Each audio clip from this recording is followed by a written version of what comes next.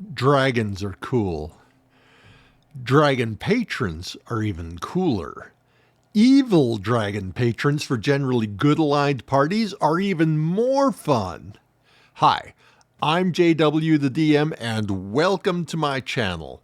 It's Monster Week, an annual community event created and organized by Ginny D and Pointy Hat to bring together TTRPG creators on YouTube. And this year's theme is dragons. Now, dragon patrons, evil dragon patrons.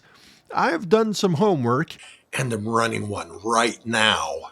And these are the 5 things that a dragon patron / quest giver might be all about. I'm going to use a green dragon for the example because they would use all 5 things. I'm using an amalgam green dragon built up from DnD's and Tales of the Valiants and Level Up A5e's dragons. Number 1, they'll act benevolent. They enjoy getting involved in the affairs of peoples around them, so make it political. They want puppets and, when they can, cults that aren't the typical evil cult, but actually believe the dragon is a good guy looking out for their welfare. They'll take over cities and states using puppet kings and queens and lords if they can. They enjoy appearing to do good things for people nice to them, but, well, we'll get there. 2, they're always about the greater immediate evil.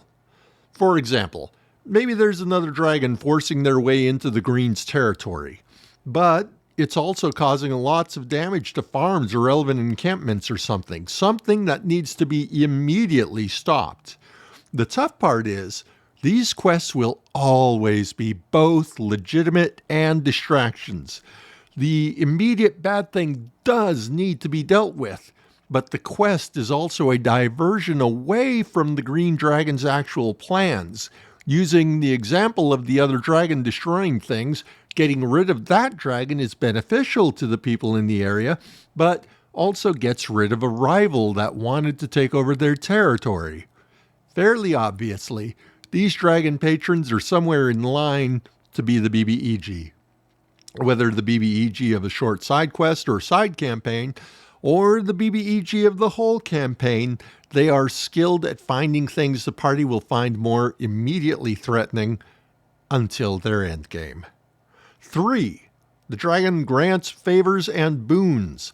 This dragon will offer up all sorts of treasure and magical items and perhaps some dragony enchantments if you play your dragons that way, and create opportunities for the PCs to look like heroes and get treated with favoritism by the public and all sorts of good stuff that is fun, enticing, and useful for the PCs.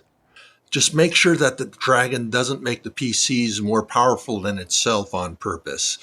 A dragon, well, an adult one anyway, would keep a lid on that. 4, manipulation. I know, everything I've already said is covered by the term manipulation, but it can't be stressed enough.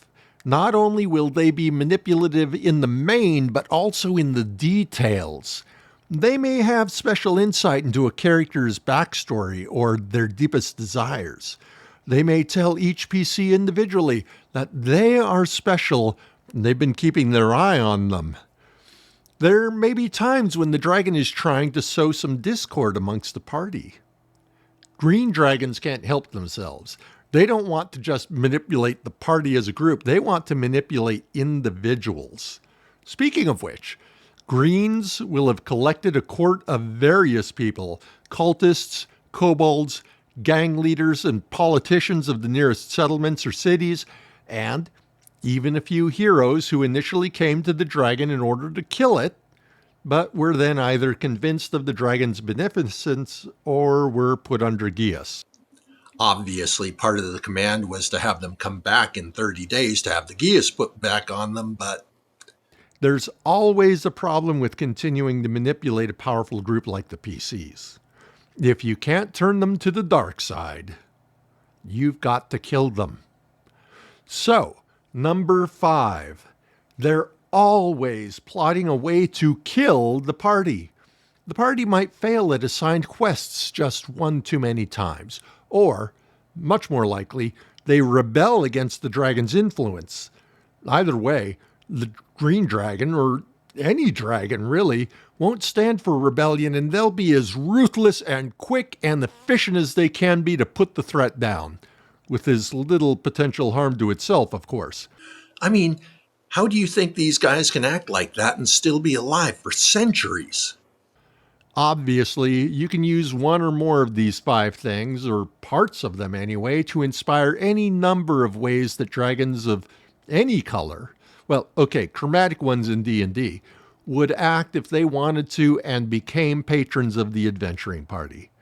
Red ones wouldn't care so much about the benevolence part, and all their manipulation would be done through fear and threats.